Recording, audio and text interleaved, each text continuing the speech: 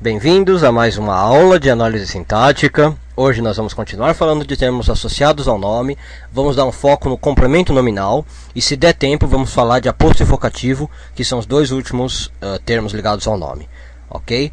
Então, vamos lá, complemento nominal. Olha, o complemento nominal é muito fácil de se identificar, igualzinho a gente fez com a adjunta de nominal e com o predicativo, a gente não vai ter problema. No entanto, se você não tomar cuidado, você pode confundir o complemento nominal com a adjunta de nominal. E o motivo é simples, tá? O complemento nominal, ele é uma qualidade velha também. Vocês lembram do adjunto de nominal? No último vídeo, a gente falou que ele era uma qualidade velha, conhecida antes da ação. O complemento nominal também. E aí você vai perguntar, nossa, e agora? Como é que eu reconheço um complemento? Como é que eu não confundo com a adjunta de nominal? O que eu faço? Começo a chorar? Não precisa se desesperar. Porque ele tem um diferencial. Ele é uma qualidade velha, mas ele tem um sentido passivo. O que é esse sentido passivo? Ele é digamos, um ponto de chegada da oração. Ele não está geralmente envolvido numa construção ativa, numa voz ativa, né? Ele tem sentido de voz passiva. Aliás, esse é o teste bom para a gente reconhecer o complemento nominal. O complemento nominal vai ser mais facilmente reconhecido através de um testezinho que eu vou mostrar daqui a pouco. Aliás, o adjunto e o predicativo a gente viu um teste bem eficaz também, que era aquele teste da troca por pronome, né? Eu trocava o sujeito por um pronome e o que sumisse era adjunto, o que ficasse era predicativo. Por exemplo, aquele caso que eu passei, as pensões alegres dormiam tristíssimas, né? Elas dormiam tristíssimas, o alegre sumia, virava adjunto. Aqui a gente vai ter um testezinho para fazer também, e vai ser o jeito mais fácil de reconhecer o complemento. Mas é bom entender também que o complemento é uma qualidade velha, só que com um sentido passivo, um sentido de ponto de chegada. Então vou pegar aqui uma oração para a gente usar como exemplo. A produção de desigualdades continua. Eu tirei do jornal essa aqui, né? A produção de desigualdades continua. Então vamos lá. A produção é o nosso sujeito, continua o nosso verbo, eu não vou entrar muito em detalhe por causa disso.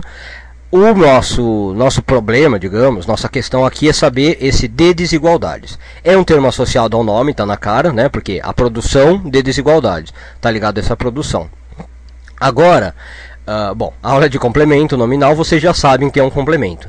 Mas dá para sentir que ele é uma qualidade velha, porque olha, a produção de desigualdades continua. A produção já era de desigualdades antes do verbo continuar a aparecer. Então ele é uma qualidade velha, é uma qualidade que já estava revelada antes do continua aparecer na sentença, né? É que nem aquele caso, a casa do século XIX desabou. A casa já era do século XIX antes de desabar, né? Aqui é a mesma coisa. E tem aquele sentido de passivo que eu falei. A produção de desigualdades. Percebem como esse de desigualdades é um ponto de chegada da oração? É a produção das desigualdades. Esse desigualdades não está como ativo na frase, ele está como passivo. Agora, se isso não ficou muito claro, vamos fazer o teste. O teste que eu proponho é ótimo, né? O teste que eu proponho para a gente fazer é o teste da transferência do verbo. Que é justamente isso que eu falei, tentar transformar a frase da voz passiva, dessa voz aí que veio, para uma voz mais passiva. Então eu pego o termo que eu estou em dúvida, que no caso é o de desigualdades, e tento transformar em sujeito. Se ele virar sujeito, é complemento nominal. Aliás, quando ele virar sujeito, ele também vai fazer uma voz passiva, porque ele é uma qualidade velha com sentido passivo. Então quer ver? Ficaria alguma coisa desse tipo aqui.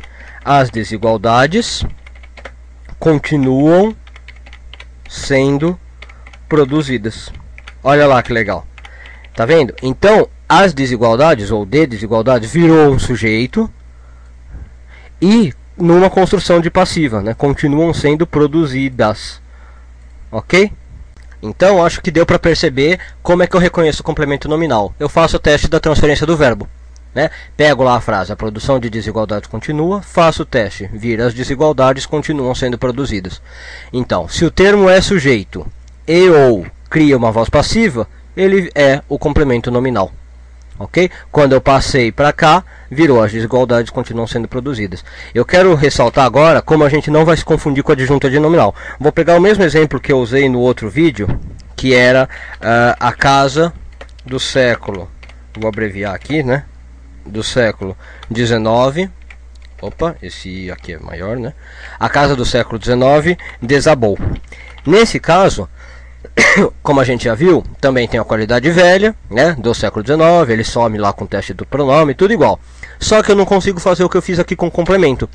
Eu não consigo criar uma frase desse tipo aqui. Do século XIX, a casa foi desabada, né? Não dá nem para imaginar uma frase desse tipo aqui. Então você vê que quando é um adjunto, eu não consigo fazer o teste da transferência do verbo. Nesse caso aqui, eu não consigo passar o termo para um sujeito e criar uma voz passiva. Então, não tem como eu confundir complemento nominal com adjunto adnominal, apesar dos dois serem uma qualidade velha, tá bom? Então, foquem que no complemento nominal é uma qualidade velha com sentido passivo, mas o melhor jeito de reconhecer não é assim, é pelo teste da transferência do verbo. Bom, então até o momento nós vimos já 3 termos associados ao nome: o adjunto adnominal, os predicativos, que podem ser... Opa! Eu pus tudo errado aqui. Então foram os adjuntos adnominais, os predicativos, que podem ser dos sujeitos ou do objeto, e agora a gente acabou de ver o complemento nominal. Deixa eu limpar isso aqui para ficar mais claro. Isso, então, ó, adjuntos adnominais, predicativos, vou dar um espaço aqui também, e complementos nominais. Na próxima aula a gente vai ver os dois últimos que faltam, que são apostos e vocativos. São bem fáceis, bem tranquilos, e eu já vou começar também com o roteirinho de termos associados ao nome. Lembra que a gente viu um roteirinho para termos associados ao verbo? Eram 5 passozinhos que a gente seguia. Para o nome também tem um roteirinho com 4, 5 passos. E aí você sabendo desses dois roteirinhos, você já está fazendo 90% das análises sintáticas. Depois só o que vai ficar faltando são as orações coordenadas, né? As orações um pouquinho maiores. Aí a gente vai ter coordenada, subordinada, né? Orações compostas. Aí a gente vai começar a ver isso a partir dos outros vídeos.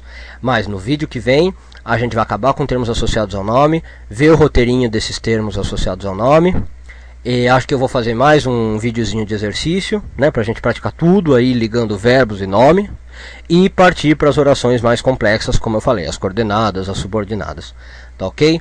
Muito obrigado a todos que têm me assistido, muito obrigado pelos comentários que vocês têm feito, por todas as sugestões e críticas e dúvidas que vocês têm mandado para mim.